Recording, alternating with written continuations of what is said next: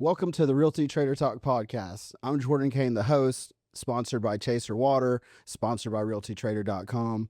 I have a very special guest today. You know, I have an amazing friend, an amazing realtor. This guy's taught me a ton about real estate, and super excited to have him on here, Blake Baltos. How's it going, my friend? What's up, man? So, thank you, bro. Thank you. I've been excited. I wanted to ask you this question, though. I've been wondering this. Lay it on. So I know you've been in real estate for, probably what, 15, 16, 17 years now.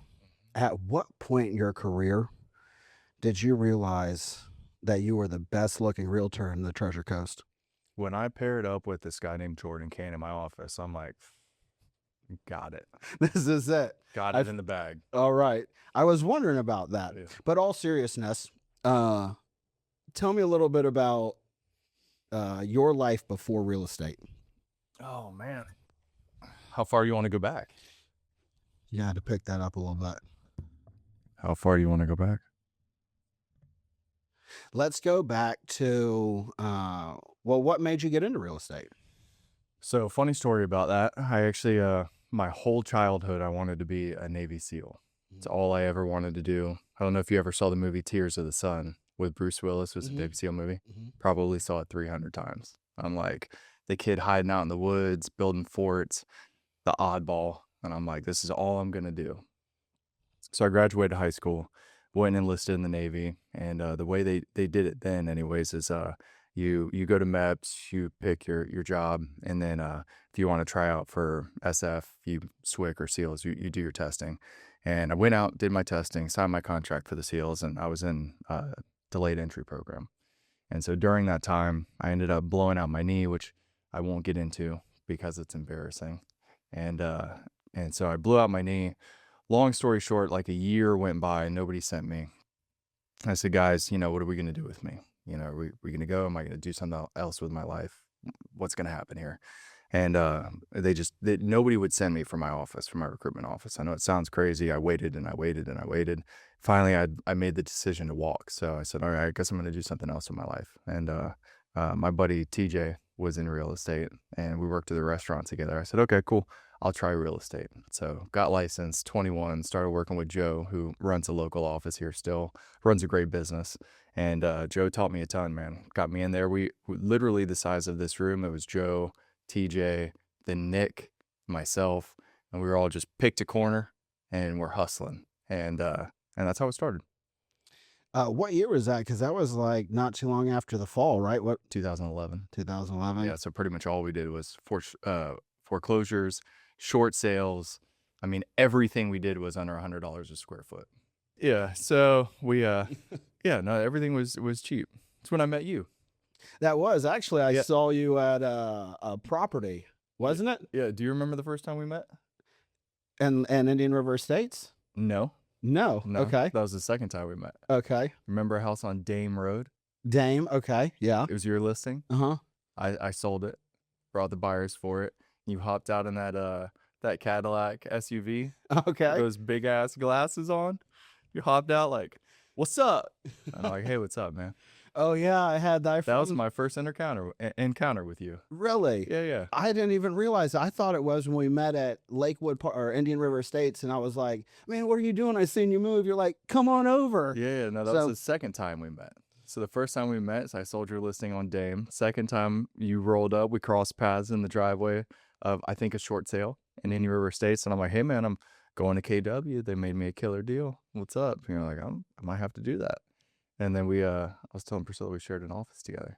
Yeah, bro. That was some of the best times in real estate. It was awesome. Yeah, that was super good. Yeah, we had the dream team over at KW, man. Mm-hmm. Yeah. Oh yeah. Yeah, I've seen all versions of you. I like this version. This is the best version, but yeah, there's I was thinking of some stories with you, and yeah, all the way from the start to the finish. Yeah. This is definitely the best version. Yeah, it's it takes a long road. When you talk about those glasses, it's like, man, I'm just thinking about what was I thinking? Like my ego or what I thought that was like so cool, and I was so special with these big old Dolce Gabbanas or whatever they were. You pulled it off. Mm-hmm. Man, you pulled it off. I know you still got them at home. I stay away from the big ones now. Now I go mid grade. Oh, that's a good call. Well, I bought a boat now, so I got Costas. I figured let me Blue lens. Let me. Are they right?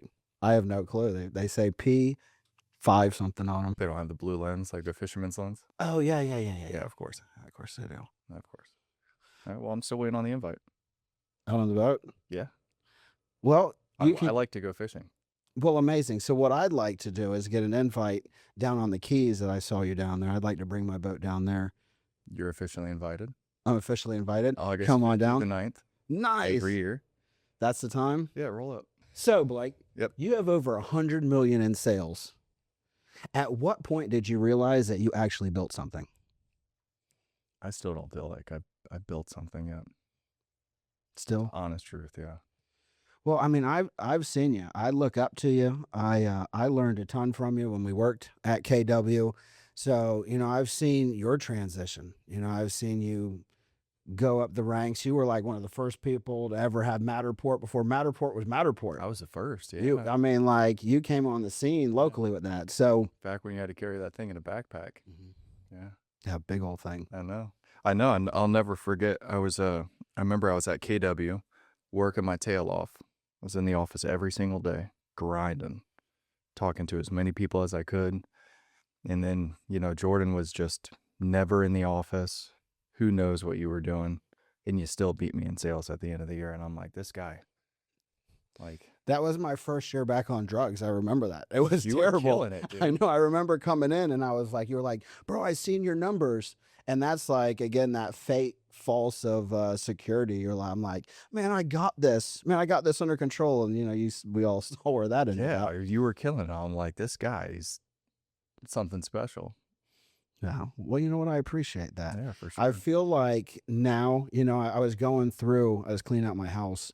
Well, actually, now that we formed this team, Tiffany and I formed a team with some wonderful ladies who are, I know. I want to hear all about that. Yeah, they're, I'm super thrilled about that. But we have someone helping us. Her name's Priscilla. She's, very good at her job. So I had to clean my desk off. That's just pure chaos. So she could help and work with Tiffany. And I'm going through a bunch of stuff because I have boxes underneath my desk. Like, you've seen how I work. I do. It's a nightmare for some. And I found these old hometown news certificates from like 2013 and 2014, like top realtor, Yeah. So I saw that and I was like, nostalgia. I was like, man. And it just kind of, I think God put those in my path to see those because it was like right when this team's going off. Because, Tiffany and I have talked and, had questions like, because in leadership, it's kind of growing a team now. It's more, I did a team back in KW, but it was, I never took it serious. I just was like, yeah, I'm going to come over and make money off of them. But here I want to help these girls get to the next level and really be a leader. So it feels good to help people grow. It does. Well, again, it feels great. Another thing you learn through recovery, if I didn't get in there and be of service and do that, it is an amazing feeling. Yeah. If I could transition my business to just helping people and still make the same amount of money, I would gladly do that. You'd feel more fulfilled in life. I love helping people succeed, and I love talking shop with agents. And anytime you get on the phone with a good agent, you're able to like have a high top tier business level conversation that helps you both grow. That feels good. If I could solely do that and just flip the switch on my business and go to a training model, I probably would do that. I think you could. I mean, honestly, like you trained me. I mean, there were so many things sitting next to you that I picked up or learned or asked about, to this day. I still talk about things. I mean, yeah, but still the best thing about you and our buddy Nick is you guys just had no fear. Me, I was analytical. I wanted to know everything before you jump. Spot on. Yeah. Like, hey, let me show you my expertise. I've done the homework. Here's what I know. And sometimes it's like, hey, analysis paralysis. You don't take that first step because you're so worried about learning what it is you're trying to get across. And you and Nick, man, you guys just kick the door down. You're like, we'll figure it out. And that led you into so many places of success. Absolutely. I think that there's a piece to that. I think that's why we worked well together. I think you picked up some things in that because it was definitely like an A to Z kind of relationship. between that, sometimes you just have to jump. Yeah. You know, Tiffany, in the same sense as like you, she's very analytical and organized, and I'm the gas pedal and she's the brake, and that's why it goes. Because I've had many losses and scars hitting that gas too quick. So, but yeah, I think analytical though, and being that has got you into where you are to now. I mean, moved into a larger brokerage, or I'd say more of a luxury brokerage. How's that? Yeah, I think everything that I've done in my business and in my career has been a stepping stone that has led to progress. From starting off with Joe, who was fantastic. He taught me the ropes, to going to KW, to helping launch Jeremiah's residential office. That was a learning experience in and of itself with Jake. And then going from there to Sotheby's, which I love the company. I love the brand. I love everything they stand for. It's top tier professionals, everybody you work with. So that's been quite the change for me. And that fires me up. It's why I like working with you. It's like I like working with people who are out there getting it, grinding. So, and that's every person in that office. So they're getting after it. Yeah, doing the luxury real estate, it's nice. I mean, for the amount of work that we put into these deals, you do the $100,000 deal or whatever. Most oftentimes, those take more work. Yes. We just I was working with my wife when we closed a deal for $155,000 condo. And I swore, I was like, I'm never going to do these again. That's it, right? Yeah. And then we did it in 3 extensions because she was trying to sell her house and they had delays. It was a doozy. But you don't really see that in the higher end of business. When you're dealing with, it's a different clientele, different property set. So still a lot of work. Right. Different financial backing. Paycheck's different. I think that everyone though has to have a certain level of experience. Like you can go to school or take the classes, but until you have X amount of years in the business, you've tripped over so many deals. Every deal offers a different experience of, hurdles to overcome. Yeah. So, I mean, when you've done so many deals and then you've overcome so many hurdles, now you feel confident in the sense of like, look, I am your guy for this luxury home because I've gone through every single thing that goes in. I think there's such a false sense of experience in today's social media world. And, you've got a kid who's on there selling a coaching program who's never done anything. But because he presents a marketing real well, it's like, it's crazy. Yeah. Well, you mix that with AI, you don't really know what you're getting. Really? That's why the stats mean so much. The stats and the reviews. And that's why first couple of years, you're just trying to do deals. It's like, hey, I don't really care what I make. I don't care about the business. I'm just trying to close a couple transactions, get some experience under my belt. And then you realize quickly how far the recommendations and the reviews go. It's like, I don't know how you shop. When I shop, I want the best reviewed product, and that's what I go with. Real estate agents here are a dime a dozen. Florida is insane with the amount of realtors we have here. So when you go to hire a professional, you see their time in business, you see their level of production, you see how they're reviewed. That speaks volumes. You can do an AI post, or you do a cinematic property video tour, something fun and engaging, which is really all about you. It's not about the property. But you don't really know what you're getting. How are you marketing my property? What experience do you have navigating those scenarios? You and I have a wealth of experience with navigating and solving issues, firefighting. Like, we're putting out fires in our deals constantly. Trying to get it to the finish line. 100%. Right. Yeah. And there's so many hands in the pot. It's like, how do I deal with the inspector, the buyer, the seller, the insurance agent, the appraiser, the lender? You name it. It's like we have issues, code violations. I mean, it all comes up. So I think that when it comes to hiring a professional, you have to go with the person who's been in the business, who has that experience, who knows how to get it to the closing table. And if you don't, it falls apart. It does. Yeah. It absolutely does. I've seen so many deals. I know of one, even of a pretty good agent, a few years ago that lost $50,000 of someone's money. It's a serious game. Yeah, I'm glad that never happened to me. Right. Me neither. Yeah. I'm proud to say. Yeah. No lawsuits and no deposits lost here. I got sued. Did you? Yeah. Well, tell me about that. Yeah, I got sued. Yeah, we listed a house in Fort Pierce. I don't remember the address of it, but we listed a house. They did the inspection. Buyer's agent was great. I mean, the deal went very smooth. 3 weeks after closing, termite swarm. We all get them around here. It happens. Mhm. Seasonal. So 3 weeks after closing, termite swarm came, hit the house. She found evidence of termites. She called a termite company, probably Terminex or something. And Terminex came out and said, yep, you got termites.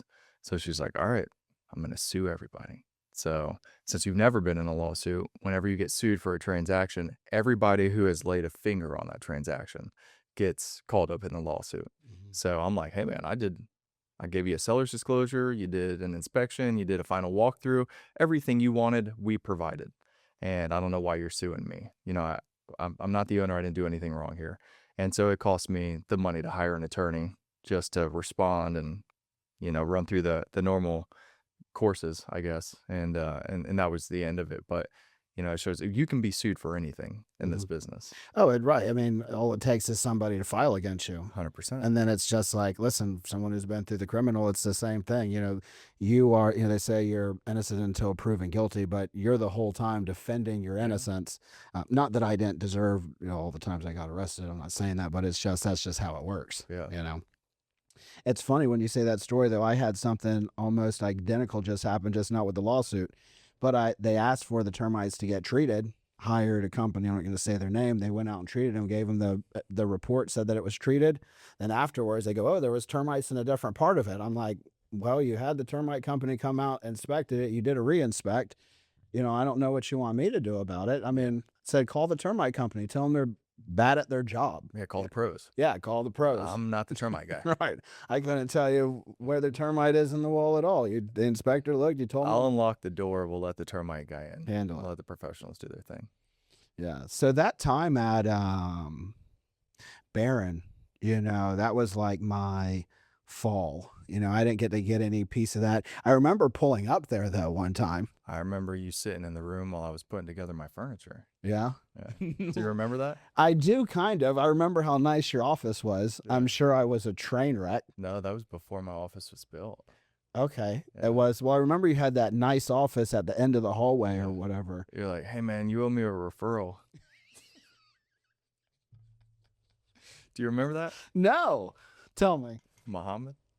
Oh, Mohammed? Okay. Yeah, Well, I mean, remember Mohammed? I had a few Mohammeds. You're like, hey man, I need you to close Mohammed.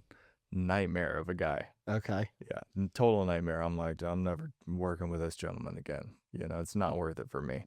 And then the deal closed, and you were like, I don't know where you were. You were indisposed. I didn't know where I was either. Let's say that you were indisposed. Yeah. And then yeah, that was the last time I saw you for a long time. Mm-hmm. Yeah, man, I was not living right. Yeah, I remember I told you, I'm like, hey, dude, I have a family now. You know. Well, that was so on that though. I remember when I did call you twice. This is why I love you for always for this, because I want to say that. But I remember calling you and Nick too. But I called you and I can't remember the exact story. I know Nick, I needed an Uber, but I'm like, hey man, you know, I need whatever, $50 or $100 or something. And you sent it to me just because, you know, you're my dog. But I don't know what I was hard up for. And then I asked you another time and I called you. And I remember this because I felt it in my heart. I was like, hey, and you were like, look, bro, you know, like I got a family now and I got kids and, you know, a wife. Like, I'm going to send you this money, but like almost in the sense of like, don't call me again kind of thing. Exactly what I said to you. Right. And which wasn't easy to say. Right. Well, you know, start crying now, be here today and having this podcast with you and, you know, seeing you and hugging you. And I remember when I got out of jail and I saw you at 2nd Street Bistro and looking, you know, still like a train wreck, but sober, but not, you know. You were sitting at the table, right? Back at it. Yeah. Yeah. I was sitting at the table and you came over. But I told you I came and made amends to you and, you know, apologized. And I tried to hand you the money. I was working at Marine Connection, making $15 an hour. Mm-hmm. And you're like, no, bro, I don't want that. And I was glad to see you back, you know, hug me. And, you know, that sits with me today. And, you know, to be here and to be able to be back in real estate, doing a podcast, running a team. It's incredible. You know, it's incredible. You should be so proud of yourself. Well, thank you, bro. You know, it is God. And without him and finding God and, you know, doing these things and being married and, you know, that's the truth of it. Because like you said, Jordan Kane would be wearing Dolce & Gabbana glasses, driving Just something crazy, wilding out. trying to do something ridiculous, Yeah. trying to come up with some story. Yeah. No, No, when you think of a comeback story, man, I remember all of those moments very vividly. And when I was talking to my wife at the time about the money situation, I said, man, I feel like I have to handle it this way, and it's really hard because it's like I feel like I'm talking to a brother of mine. Like, hey, I know you need the money, but I know what you're gonna do with the money, or even if you weren't gonna do that with the money, it's like I know how you're living your life, and I don't want you to feel like I'm your like escape for the life you're living, So I remember telling you, hey man, I'm gonna give you this money, but don't call me back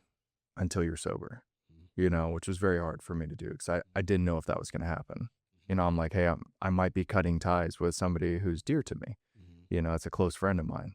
And I hate to say that, but I know he's got to do life for himself, get back on his feet. And I didn't know if that was going to happen. So every time you get locked up, I'd search you. And I'd be like, well, that's a crazy ass mugshot my boy got. Well, I tell you, I'm You gonna. remember the Mohawk? Oh, I had to write a few mug shots. It looked like a troll, a busted troll. Yeah. Yeah, that was crazy. I'm gonna pull some of that stuff up and put it out. I just haven't. It's by the grace of God, it's not really up there for people to see. If they do, they know my story. But you have one of the most powerful testimonies and redemption stories that I know personally. It's like very few people, and people that you're close to. It's like have gone through very similar stories, and you can lean on those people. But as far as the redemption story goes, seeing you go from the high that we were all on selling real estate at KW at that time to just dropping a nuclear bomb on your family and yourself and going just as fast as you could downhill. I'm like, I'm gonna go to this guy's funeral. To a hard rock bottom. Yeah, I was like, at one point, I knew I was gonna go to your funeral, and then I would hear, I'd hear stories about people like, oh, Jordan's in the hospital, or Jordan's doing this, or Jordan snuck this into the hospital. I'm like, yeah, sounds like Jordan, Yeah, I'm not right. Those are some crazy stories. Those hospital stories that came in. I remember my mom came to my house for whatever reason, checking on me, seeing if I was alive, and like my arm was so bad, I put on a sweatshirt, and she saw it, and she's like, "Oh my God," trying to cover it up, and going into the hospital. To be here today, like you said, is just a gift from God, and blessed. And when you say those about lean into it and stuff, I have a lot of people reach out to me and say, I can't believe you're that honest in real estate and in this industry and this. Because it was, I don't know, in roofing and contracting and stuff, I feel like it's more accepted, or there's a lot of people and in real estate, it's, you're dealing with people's retirement, you're dealing with a lot of money. But at this point, God has blessed me. I have done nothing but help people and be honest and and it's been blessings after blessings. So the whole point of this, having this podcast, besides connecting with people, local businesses, and but recovery and getting testimonies out, getting people out to help people, because like you said earlier in this podcast, is being able to help people is the true gift. Being able to feed your family and take trips and have nice things, as a counterpart from that, or the blessing from that. I don't know counterpart, but that's what this is all about. Well, and it's so powerful because I know from just being a guy, guys don't want to talk about things like that, like hard times. So it's like if you're a guy and you're looking to like, hey man, my life is tough. It's like, do you go to your wife? Maybe. Can you go to your parents? Probably not. Can you go to your buddies? Like, probably not either. You know what I mean? So a lot of people, I think, like myself, turn to podcasts where they hear men dealing with situations like, all right, I'm not alone. I can do this. Or, hey, he went through something similar. Or, hey, he said something that really resonated with me. And then you adapt that into your life. So I think that what you're doing is not only important, but it's got to be healing for you too. 100%. It's like you go from what you experience, instead of living in the shame or guilt of that time in your life, you can use that to help others, which is, you know, I'm sure God's plan for you. It's that is what you're supposed to do. And way more powerful. Yeah. And I think without a relationship with God, I mean, I think that anybody in your position would struggle so much more. I think God is working through you and in your life and in the people around you. And I think that what you're doing here is awesome. Which is amazing to hear from you. Yeah. Because like I said, we have a relationship. I remember there was a point in your life where you weren't a God guy. My whole life. Right. I mean, tell my wife. We had conversations about it, and like deep conversations. And again, I was raised in the church, so I knew God, never had a relationship with him, but I knew the stories, and I knew, and I went to church to make sure my mom and dad, you know, were happy with me. But then you know, do what you got to do. Do what you got to do. But then I see you with your girls and your wife, and you know, so God's became a part of your life when like you were a strong, no God person. Yeah, not a bad person. I was no God person. a legitimate atheist. Yes. You know, I was like, yeah, this is all about control, you know, and I give it to my wife, man. It's, you know, my story with my wife is a funny one. You know, I smoked a lot of weed when I was younger. It was something I just enjoyed to do. Thought I'd be the old man on the porch smoking in his rocking chair. And I was like, yeah, that's cool. Selling real estate at a high level then, you know, it's like, it was something I did enjoy it. You know, it was nice at the time. But what happened is one day I started to get anxiety attacks. Oh, I know. It sent me to the hospital. I was like, I'm having a full-blown heart attack right now. And I'll never forget, I go to the ER and I go, hey, I'm having chest pains. I think I'm having a heart attack. She goes, hey, have you taken anything tonight? I said, no, I haven't taken anything. She goes, have you smoked anything? I said, yeah, I smoked a little weed, but it's normal for me. I've done that every day for many years. She's like, okay. You know, she probably hears that all the time. So we go back and I'm sitting there and the doctor's got his things hooked up to me. And then all these nurses start piling in. And I was about to make a joke about it and be like, oh, it's a party. And I was like, oh shit, I'm dying. Like there's 4 nurses in here. I'm having a heart attack right now. And the doctor made a joke. He goes, I haven't had this much help all night. And I'm like, all right, I'm not dying. He goes, hey man, I gave you some potassium and a Valium. He goes, you just had an anxiety attack. And I'm like, really? He's like, yeah, that's all it was. I'm like, okay, that's cool. Glad I'm not dying. And then every time I smoked after that, I got anxiety. And I was like, okay. Which is really funny. I don't know if I want to include this, but one of my very good clients, who I won't name. I know that client. Yeah, one of my very good clients. We were out looking at land out west of town. Yeah. And he was a fellow smoker. And I'm like, okay, cool. So we were burning a J. The biggest panic attack I've ever had, driving my truck, and I'm like, just white knuckling my steering wheel, man. Just like, oh, this is terrible. And from that moment on, I was like, yeah, I'm just not going to. And I stopped just from that day forward. And then years later, it was probably 2 years later, you and I go to Vegas for this KW family reunion. And I'm like, oh yeah, we'll go. We'll have a good time. And then I met my wife the last night we were there, and we were just talking. You know, it was all very wholesome, just having a conversation. And she goes, yeah, what's the craziest drug you've done? And, you know, I was telling her some stories about, you know, when I was young and I did mushrooms a couple of times, and it was awesome. And I was like, hey, what about you? She's like, I've never done a drug my whole life. And I'm like, well, it's nice to meet you. Right. Yeah. Yeah, this is done before it started. And so, no, she was very cool. And, you know, we spoke about it. And it was just very wholesome interaction. Never thought I would ever see her or talk to her again. And we just kind of slowly kept in contact. And when things started to get a little bit more serious, you know, many months later, we were talking, and she's like, listen, you know, I know that you don't have a relationship with God, but that's something that's very important to me and very, you know, dear to me. So whoever, you know, I'm dating or whoever my partner is going to have a relationship with God. I want them to, you know, lead our family one day, and nothing against you. You know, if you don't, you're cool. We can be friends, but that's as far as it's going to go. And I said, listen, you know, I've had a weird relationship with religion, and I'll keep an open heart, and I'll I'll see where it goes, but that's all I can give you. You know, I'm willing to entertain it with an open heart. And man, she was so patient and so just nurturing with my questions. And I hit her with all the hard questions. Like, hey man, it kind of seems like this is a way to control people. Like every pessimistic view I could give her, I gave her. And she was just so calm and so patient with me and didn't try to pressure me or anything, you know, because I don't know if you know this, but when I was younger, my babysitter was a Jehovah's Witness. No? So my direct family never really went to church. No, actually, I think you did. Right, go ahead. Yeah. Yes. Yeah. So she was a Jehovah's Witness and used to force me to go door to door, knock on people's doors. And I didn't like that. I'm like, yeah, my family doesn't do this. I don't want to do this. This is not comfortable. Like, I just don't want to.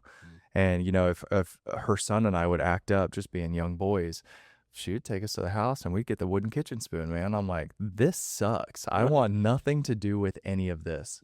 And so when I got older, I didn't. I just was like, nope, I'm good. And then I met my wife, and man, she was just an angel.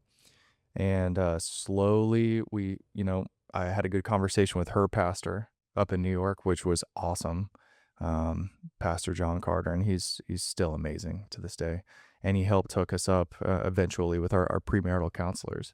And man, the premarital counseling we did was one of the best things I think we could have ever done, preparing for marriage. And then it got to the point where I ended up making the decision to get baptized, and got baptized at Christ Fellowship in Port St. Lucie. And not her whole family, but all of her immediate family came down to watch me get baptized. And that was a huge moment in my life and in our relationship. And I remember now, looking back at some of the times I didn't even know how to pray.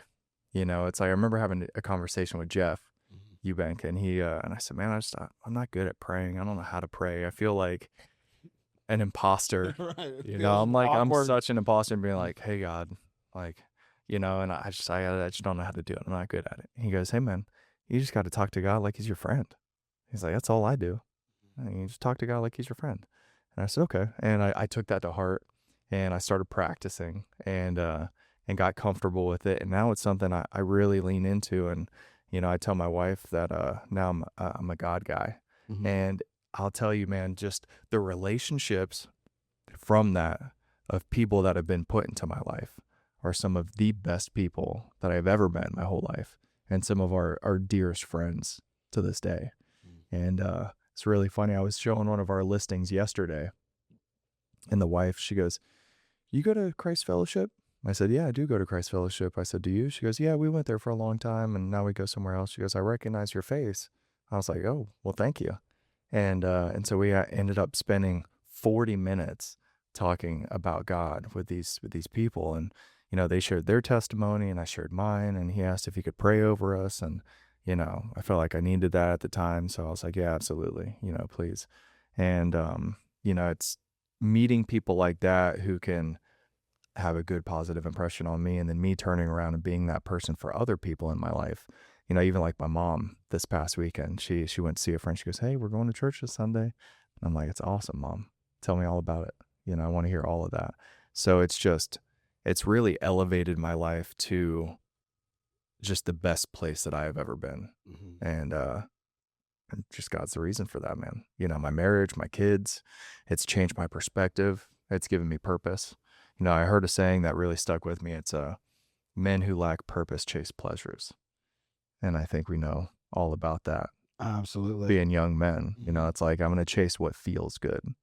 And a lot of times that can be destructive, you know, or empty at the end of the that's day. a strong saying. Yeah. I mean, that's 100% true. Yeah. So I love that. And I always think about that saying. And so, you know, after getting married, I'm like, hey, man, I just absolutely adore my wife. I want to be the best husband that I can possibly be. I want to be the best father that I can possibly be. And, you know, she had our stepdaughter who moved down with her after we got married. And so that was a crash course. And hey, I'm a dad today, you know. And then we had our daughter. And man, the purpose that my life now has, just being a father, being a husband, it's like that gives me everything that I need in my day to day. It's like I love real estate. I'm passionate about real estate. I'm passionate about a lot of things. But, you know, I watched a video, and it was a guy who got the NFL Hall of Fame.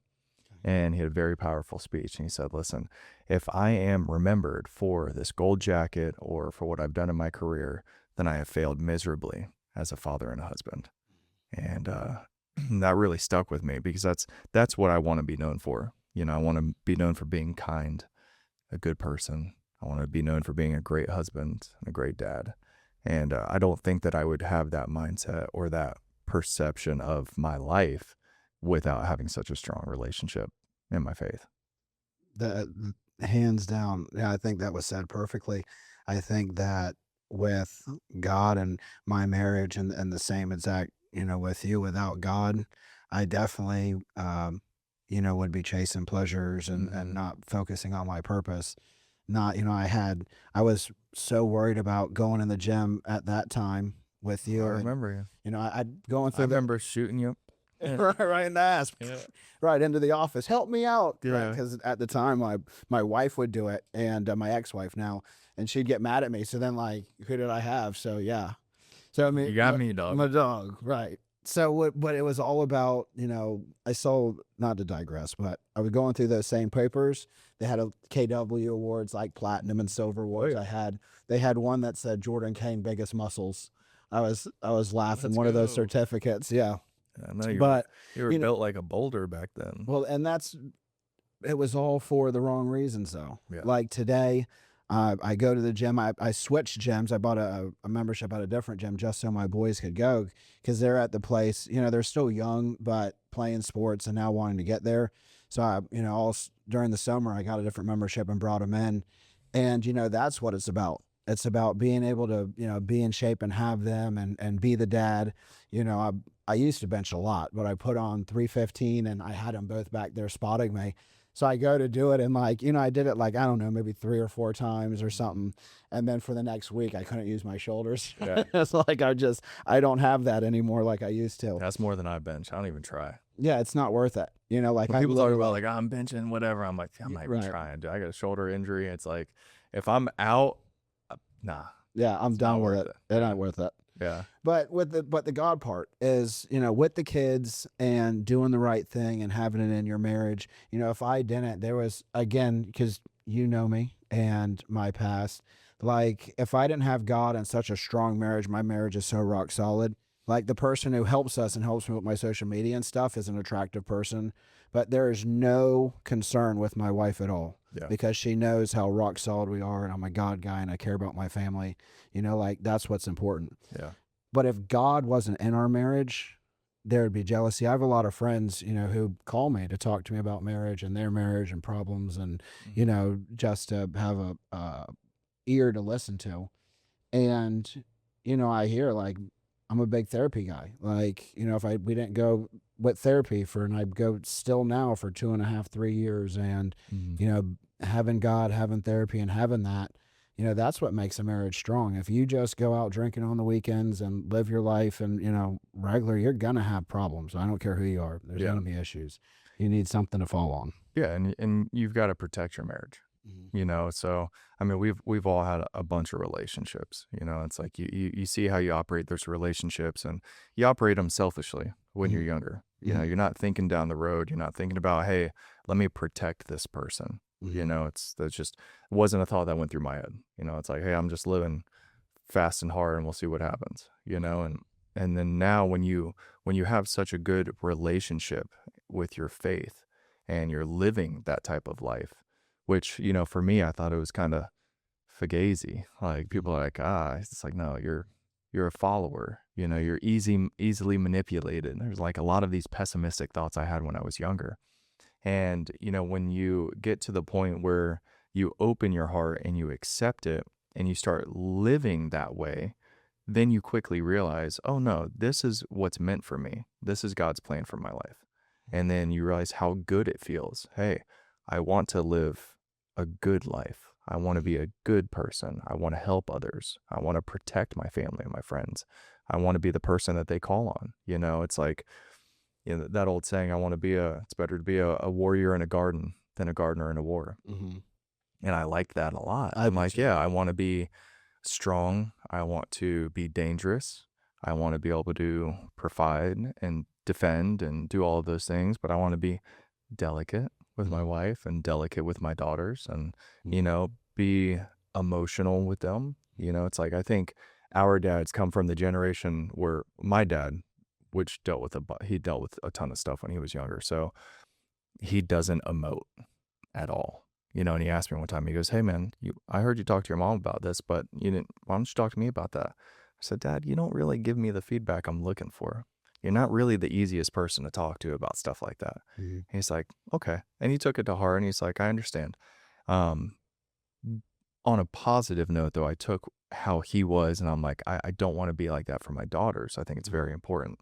And so I'm my wife told me yesterday, she goes, "You're the most hands-on dad I know." And I said, "Man, that's such a massive compliment. Thank you for telling me that." It's like that inspires me to do even more. Like, I don't miss a single thing with my kids, and same thing with my wife.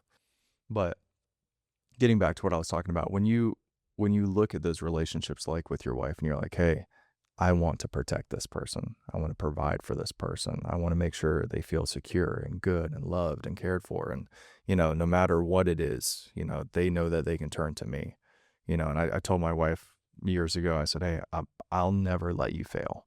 If you come to me, I'll never let you fail no matter what it is." And that was something that, I just said it in passing and that really stuck with her. And so we talk about it from time to time, but, it's just, I fully don't believe I would have ever felt that way if I didn't change the way that I was living my life. And the abundance of love and opportunity and relationship that I have now far exceeds anything that I ever experienced when I was younger. The relationships you get are more meaningful and Mhm. more powerful.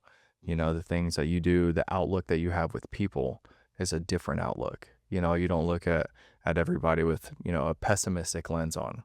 Like, oh, people are this or that. It's like you can easily get wrapped up with that with social media today. Mhm. It's like you can have an angst against others. And I just don't feel that anymore, man. I feel a calm, a peace. And, it's like, hey, how can I help you? What can I do? It's like when you keep trying to get me on the podcast and it was like short notice. I'm like, hey, man, I want to sit down with you. Mhm. I'm very much looking forward to seeing how I can bring you value Mhm. and push what you got going on. So I think it all correlates with one another. So it's something I'm deeply humbled and grateful for, that I can go from where I was, which was a full-blown atheist. Here's a funny story I'll share. One of the first few trips that I went on with my wife, we were in Tennessee, and my buddy, I won't name him, but my buddy was there. And like in passing, he says he didn't do it. I know he did it just to give me some shit, but he's like, Blake hates God, right? Man, thanks. He must be your good friend, right? Yeah, yeah, one of my best friends. Right. And I looked at him, I'm like, "No, I don't." Mhm. And so that led to actually a productive Right. conversation, It which opened the we look door. back and laugh on. I actually Mhm. talked to him about that not long ago, which was really funny. And and he is somebody I've gone from one. He's always been kind of right in the middle, but he's like, Blake hates God, right? And I'm like, that's not true. But now I'm so far on the other side that I'm pulling him up with me. It's like when his dad went through something, and honestly, we thought we were going to lose his dad. He had I think he had a massive heart attack, hit his head on the way down. He was on life support. And I said, "Hey man, can I pray for you?" And it's like, I had never done that for someone. And we prayed together. And I mean, by the grace of God, he made a full recovery, and he was full blown on life support for days. Wow. We did not expect him to pull through. Um, so it's just looking back at that relationship with this friend.